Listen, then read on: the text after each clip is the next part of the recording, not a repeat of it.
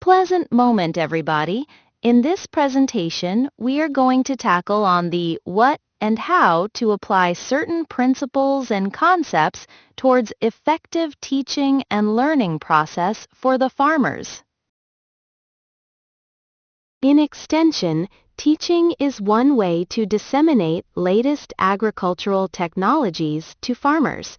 And when we say farmers, we refer mostly to them as adults. By the term adults, we classify them by age, such as early adulthood, roughly 20 to 39 years old, middle adulthood, 40 to 59 years old, and late adulthood, or old age, over 60 years old. According to circa 2023, the average age of Filipino farmers range from 55 years to 59 years old, and experts predict the Philippines will face a critical shortage of farmers in 10 to 12 years. Teaching farmers is very different compared to teaching regular students under a formal education structure. With this difference, we anchor our methods and strategies to the learning principles between andragogy and pedagogy.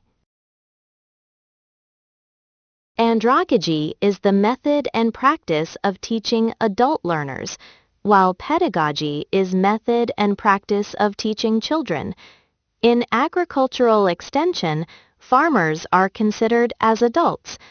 Hence, the principles of adult education as described by Malcolm Knowles is very relevant tool for promoting and disseminating agricultural technologies. It's true that andragogy, or adult learning, can often involve both individual and group learning experiences. Would you like to know more about the characteristics of each transactional mode? In individual transactional modes, an adult learns through independent study courses or interaction with the members of society. For extension educators, farm visits, observations, one-on-one technical assistance to producers, and consultation with state specialists are examples of individual transaction modes of learning. When groups of adult learners meet together with a common purpose and share their concerns with one another, it is an example of a group transactional mode. Examples are barangay meetings, workshops, seminars, conferences, and field days. There are 6 principles, according to Knowles, in adult teaching and learning.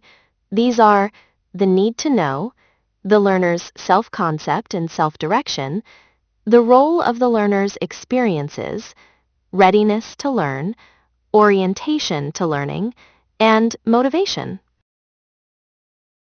The need to know. This principle emphasizes that adults need to know what and why they need to learn before undertaking to learn it.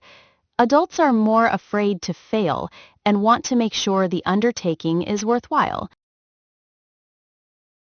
The learner's self-concept and self-direction. For this principle, adults have a self-concept of being responsible for their own decisions and for their own lives. They resent and resist ideas imposed on them.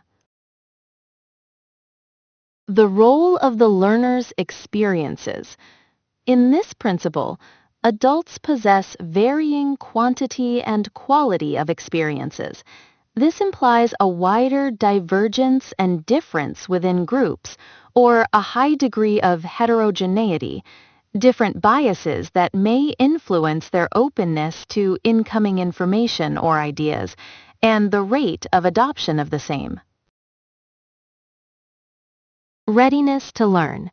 Adults become ready to learn those things they need to know and be able to do in order to cope effectively with their real-life situations. Adults question the truth or usefulness of the information they receive. Orientation to learning. Adults are life-centered or task-centered in their orientation to learning. Adults learn to assist in performing tasks and dealing with problems. Motivation.